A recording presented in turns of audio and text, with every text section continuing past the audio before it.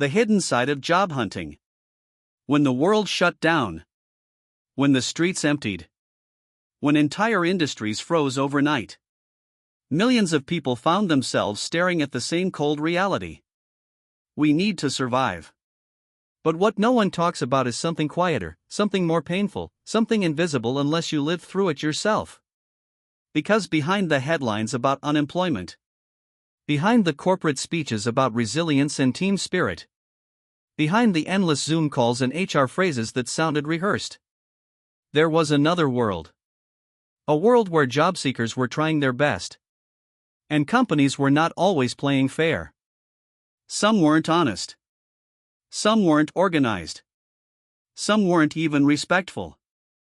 And some, under the pressure of the crisis, revealed behavior that candidates would have never accepted in normal times. This is the story of one person searching for a job in the middle of all that chaos. But it could be anyone. It could be you, your friend, your colleague, anyone who sent out a resume with hope in their chest, only to receive confusion instead of clarity, red flags instead of respect, silence instead of answers. Tonight, we're going to walk through 7 real experiences. Not to shame. Not to expose. Not to witch hunt. But to show what the job market looked like from the inside. Because the pandemic didn't just break the economy.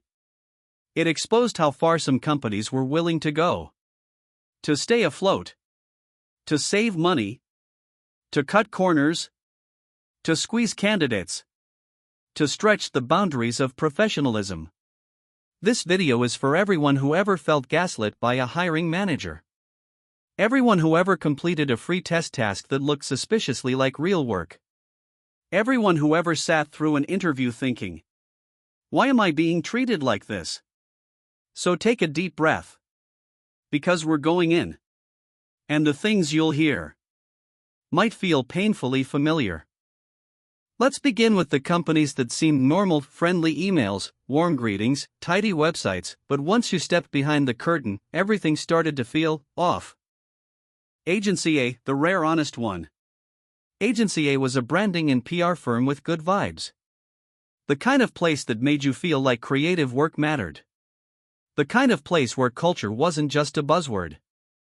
The application was a joy, a personalized, creative cover letter. Something that showed effort and was appreciated. But then came the reply. Not a rejection. Not an excuse. Just honesty. You seem great, but we can't afford you. No games. No manipulation. Just straightforward communication. It wasn't the outcome the candidate hoped for. But it left a surprisingly good impression. Professionalism is not always about hiring. Sometimes, professionalism is simply telling the truth. This is important because this moment sets the contrast for what comes next. What happens when companies aren't honest? When they hide intentions, shift expectations, or quietly hope you won't notice the inconsistencies? Let's continue. Company B, the interview that died in 10 minutes. Company B, a healthcare organization, was enthusiastic from the start. Quick responses. Energetic tone. Genuine excitement for the interview. And that matters. During COVID, many companies acted like they were doing candidates a favor. But Company B seemed eager. Respectful. Hopeful. Until the address appeared. An industrial estate. Far East Side. Remote. Inaccessible. A logistical nightmare for someone living across the city. A commute that would steal more than 3 hours every single day. And during a pandemic, when transportation was unpredictable, stressful, and frankly unsafe, that was simply not realistic. So within 10 minutes of agreeing, the interview was cancelled. Politely. Respectfully. Honestly. And here is the lesson. Sometimes you don't reject a company because they're bad. Sometimes you reject them because the situation is bad. And there's a difference. Marketing Agency C, the red flag transformation. Agency C was the turning point. The moment when slightly inconvenient turned into "this is absolutely not right." Because at first, it sounded perfect. Part-time. 3 days a week. A reasonable salary. Flexible enough to take on other projects. It was the sort of arrangement many professionals dream of. Work-life balance, financial stability, and freedom. But then, the offer letter arrived. And everything changed. Not one detail. Not two. Everything. No fixed working days. Meaning, you need to be available every day, just in case. 6 months of probation, long, unnecessary, suspicious. And the final line that revealed the company's mindset. You're to send the company a summary of all work done by the last day of the month for finance to process your salary. That doesn't sound like a company. That sounds like someone improvising a system while hoping you won't complain. Typos in the contract. Vague expectations. Shifting commitments. A tone that felt more like a trap than a job. If Agency A represented honesty, Agency C represented something else entirely. A company that wants flexibility, but only one way. A company that wants talent, but doesn't want to invest. A company that thinks candidates should feel grateful just to be considered. And during COVID, a shocking number of companies started behaving like this. When hope turns into exhaustion. Now we enter the next stage of the journey. The stage that every job seeker knows too well. Companies that start off looking promising, professional, even exciting, only to slowly reveal that they're not what they seemed. These are the emotional wounds that don't show up on LinkedIn. The silent disappointments. The "I really thought this one would work out" moments. Let's continue.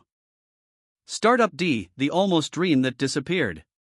Startup D was the oasis in the desert. Finally, a company that felt right. Not perfect. Not glamorous. Not showering candidates with empty hype. But grounded. Focused. Human. The pay was a little lower than ideal. But the role? Meaningful. Well-defined. Strategic. A job where your work didn't vanish into a void, it mattered. The team? Smart. Pleasant. Clear-minded.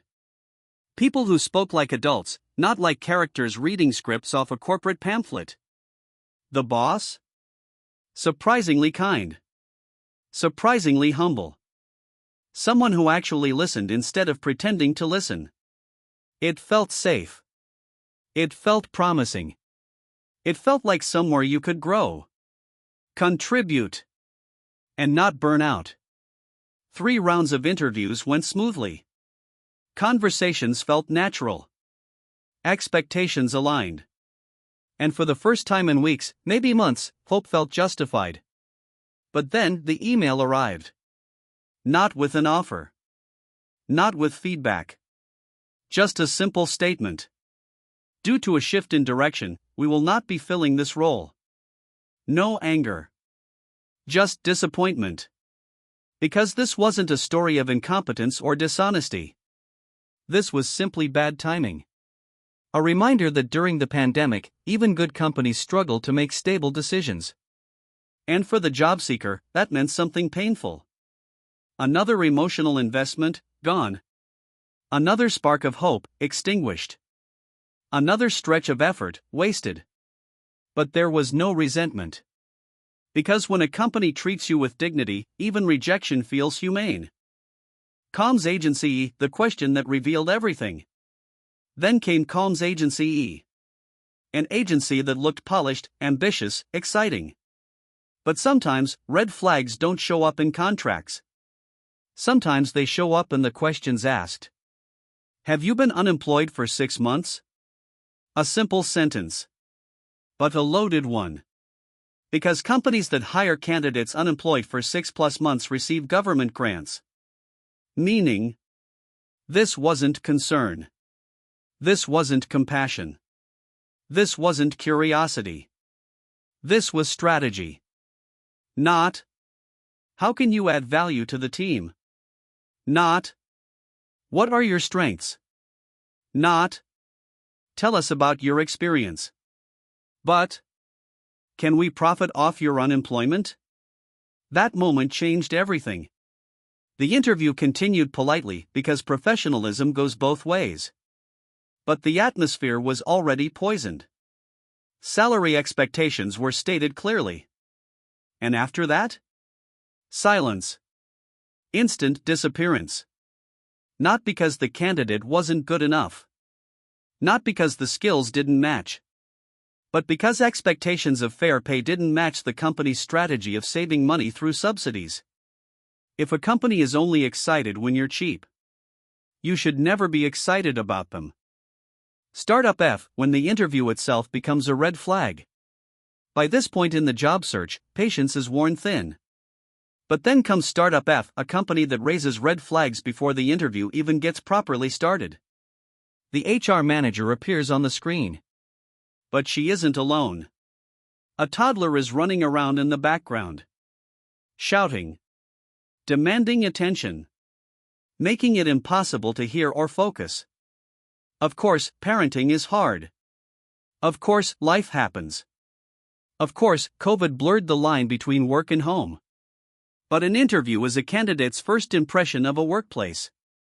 And if the company cannot provide even 10 minutes of professionalism, how will they handle real deadlines? Real crises? Real responsibilities? Then the requests start. Can you prepare a go-to-market plan for us? Can you rewrite large parts of our website? We'll see when you can present it. No compensation. No schedule. No clarity. No respect. Just work. Free work. A lot of it. This isn't opportunity. This is exploitation. And the final twist? Later on LinkedIn, it becomes clear that the company hired a full-time employee, someone with 2 years less experience. Cheaper. More convenient. Easier to shape. So what was the candidate supposed to be? Free labor to mine ideas from? A temporary solution until someone cheaper came along? Either way, the answer is the same. It was never going to be a fair deal. Startup G, the smart team running toward a cliff. Startup G was different. Bright team. Good energy. Meaningful conversations. People who seemed genuinely passionate about their mission. On the surface, everything looked hopeful. A candidate could easily imagine growing there, learning, contributing, building something new. But this story ends differently. Not with bad interviews. Not with unprofessional behavior. Not with unfair requests. This time, the danger was hidden deeper. In the business model itself. Because once the revenue streams were analyzed, the reality became clear. Their industry had brutal competition. High barriers to entry. Tiny margins. Unstable growth. It wasn't that the team was bad. They were brilliant. But brilliance doesn't save a ship built on calculations that don't add up. Unless their investor kept pouring money into the company. This startup would struggle. Hard. This wasn't a red flag of behavior. This was a red flag of survival. And a job is not just a place to contribute. It's also a place to anchor your stability. Your mental health. Your future. Joining a company that is unlikely to survive long-term isn't loyalty, it's self-sacrifice. We've now walked through all 7 experiences, small ones, big ones, frustrating ones, and ones that teach something important about the modern job market. But the journey doesn't end with the companies. It ends with what these experiences mean. Because this video isn't just a list of red flags. It isn't drama for the sake of drama. It's a mirror pointed at a hiring culture shaped by crisis, fear, and convenience. Now, we slow down. We breathe. We reflect. You see. The pandemic didn't just change the world. It exposed the world. Employers who were already disorganized simply became more chaotic. Employers who were already stingy became even cheaper. Employers who were already manipulative became shameless. And employers who were already decent, kind, fair, stood out like gold in a muddy river. The crisis didn't create new problems. It simply turned the volume up on problems we used to ignore. Let's break down exactly what these stories revealed. 1. Many companies were unprepared to treat people well. It's easy to be professional when times are good. It's easy to smile, attract talent, offer perks, act human. But during a crisis? Suddenly the mask falls off. Typos in contracts. Last-minute changes. Unrealistic expectations. Confusion in communication. Desperation disguised as flexibility. You can feel it. You can hear it. You can see it. A company's true character shows not when they're hiring, but when they're under pressure. And during COVID? Everyone was under pressure. That's why stories like Agency C, Startup F, and others matter. Because they show what happens when structure collapses. Some companies adapt. Some break. Some turn to politely packaged exploitation. 2. The free labor era became normalized. Test assignments that looked like full projects. Requests for strategic plans. Demands to fix their entire website. Hours of unpaid work. Just for the privilege of maybe being considered. Before COVID, this happened, yes. But during COVID, it exploded. Companies assumed. You're desperate, so you'll do anything. Talent is cheap now. There are thousands of candidates, we can push harder. Many candidates felt they couldn't say no. They needed the job. They needed income. They needed stability. But the truth is, any company that respects talent does not ask for free labor. Ever. A test task should test skills. Not replace real work they didn't want to pay for. 3. Subsidies and grants distorted motivations. Company E asking about 6-month unemployment wasn't just a harmless question. It revealed the darker side of pandemic incentives. Suddenly, hiring wasn't about value. It wasn't about skill. It wasn't about chemistry or professionalism. It was about money. Government money. Bonus money. Candidates weren't seen as people. They were seen as discounts. And that is one of the most dehumanizing experiences a job seeker can face. 4. A lean startup often means a burnout startup. Many startups love using words like lean, agile, scrappy, fast-paced. But what they sometimes really mean is understaffed, chaotic, low-paid, overworked, no boundaries. Startup G wasn't sneaky or manipulative, but it was headed into a financial storm. And candidates have to protect themselves from sinking ships, because optimism doesn't pay rent. A good team cannot save a bad business model. A passionate CEO cannot save a company that doesn't understand revenue. And a job seeker should never sacrifice their stability to be part of the journey when the destination is a cliff. 5. Commute, boundaries, sanity, these things matter. Company B revealed another truth. Even the best job in the wrong location can destroy your energy. A commute isn't just transportation. It's time. It's health. It's mental bandwidth. A job that takes 3 hours a day to travel to is not a job. It's a lifestyle that slowly grinds you down.